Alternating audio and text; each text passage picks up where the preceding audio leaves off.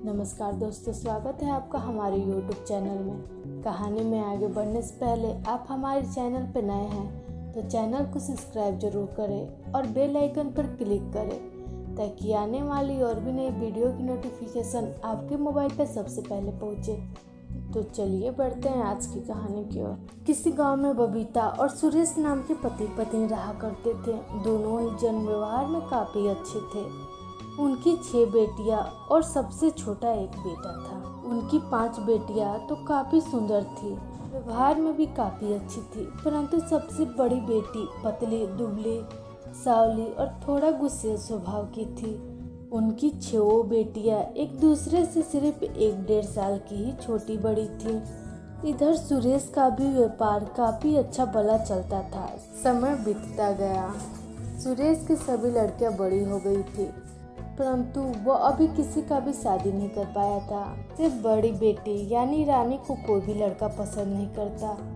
रानी बहुत ज्यादा पतली, दुबली, सावली और छोटे कद वाली थी, इसलिए लड़के के परिवार वाले देखने आते और रिश्ते से मना करके चले जाते।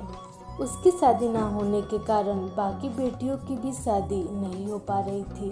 रानी के बाद की 2 बहनें सरिता और ललिता भी शादी के योग्य हो गई थी। सुरेश अपनी बड़ी बेटी की शादी के लिए काफ़ी परेशान था। वह हर रोज़ अलग अलग लोगों से अपनी बेटी की शादी की बात करता, लेकिन बात नहीं बनती। एक बार रानी को देखने लड़के वाले आए। उनके साथ लड़के का छोटा भाई भी आया था। लड़के के छोटे भाई को रानी से छोटी बहन रानी सरिता उसे बहुत पसंद आ गई। लड़के के परिवार वालों को भी रानी नहीं बल्कि सरिता ही पसंद आई।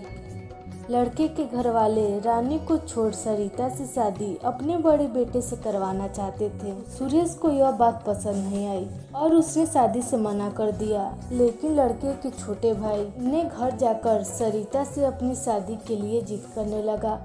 जैसे ही यह बात सुरेश और उसकी पत्नी को पता चली, मौके का फायदा उठाते हुए उन्होंने लड़के वालों के सामने एक शर्त रख दी कि अगर वे उनकी बड़ी बेटी की शादी अपने बड़े बेटे से करेंगे तो ही हम अपनी छोटी बेटी की शादी आपके यहाँ करने को तैयार हैं। और साथ ही में उन्होंने बहुत सारा दहेज भी देने की बात कही।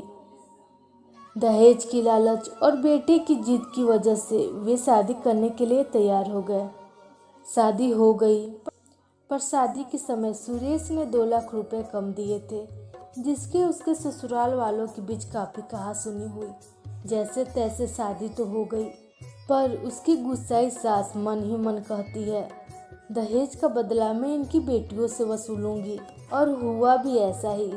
ससुराल पहुंचते ही सास ने दहेज के लिए ताने कसने शुरू कर दिए। बड़े बेटे को उसकी पत्नी पसंद नहीं थी। वे तो दहेज के लालच और छोटे भाई की जिद के कारण शादी के लिए तैयार हुआ था। इसलिए माँ बड़ी बहू को ताने कसती तो वो भी अपनी माँ का ही साथ देता, पर अगर माँ छोटी बहू को कुछ बोलती तो छोटा बेटा ही अपनी माँ से झगड़े करता, जिस कारण सब घर वाले छोटी बहू को ज़्यादा बोल नहीं पाते। ये देखकर बड़ी बहू अपनी छोटी बहन से ही ईर्ष्या का भाव रखने लगी। उसे लगता कि सास सिर्फ उसे ही ताने मार रही है और छोटी बहू को प्यार कर रही है। ये जरूर उसने ही सास के कान भरे होंगे। बदले की भावना से वो हमेशा अपनी छोटी बहन में गलतियां निकालती ताकि उसकी सास उससे भी बुरा भला बोले। बड़ी बहन हमेशा अपनी सास की सेवा करती रहती और अपनी छोटी बहू के खिलाफ सास के कान भरती रहती। अपनी दोनों बेटियों को तकलीफ में देख सुरेश ने बाकी के दहेज के पैसे भी जैसे तैसे करके दे दिए ताकि उनकी सास बेटियों को ताना कसना बंद कर दे। पर यहाँ तो छोटी बेटी की अपनी बहन ही उसकी दुश्मन बन बैठी थी।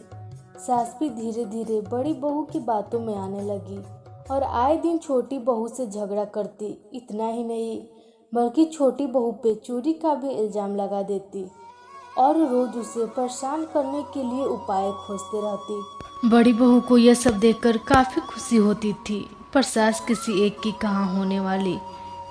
वे आए दिन दोनों बहुएं से लड़ते रहती और दोनों बहनों में भी झगड़े करवा देती। आस पड़ोस के लोग छी छी करते कि सगी बहनें होकर भी एक दूसरे से देवरानी जेठानी की तरह लड़ाइयाँ करती हैं। बड़ी बहू छोटी छोटी बात भी अपनी माँ को बताती रहती। माँ को भी लगता कि एक ही घर में उसने दोनों बेटियों की शादी करके बहुत बड़ी गलती कर दी है। छोटी बहू काफ़ी समझदार थी। उसने सोचा कि अगर हम दोनों बहनें एक साथ रहेंगे तो आए दिन झगड़े होते रहेंगे और ऐसे ही लोग छी छी करेंगे। इससे अच्छा तो मैं अपने पति को लेकर शहर में रहूंगी तो झगड़े भी नहीं होंगे और साल में 1-2 बार अपनी बहन से मिलूंगी तो प्यार भी बना रहेगा। छोटी बहू अपने पति को लेकर शहर में रहने के लिए चली जाती है। इधर बड़ी बहू और सास के बीच आए दिन झगड़े होते रहते हैं, पर छोटी बहू सुख और शांति से रहती है।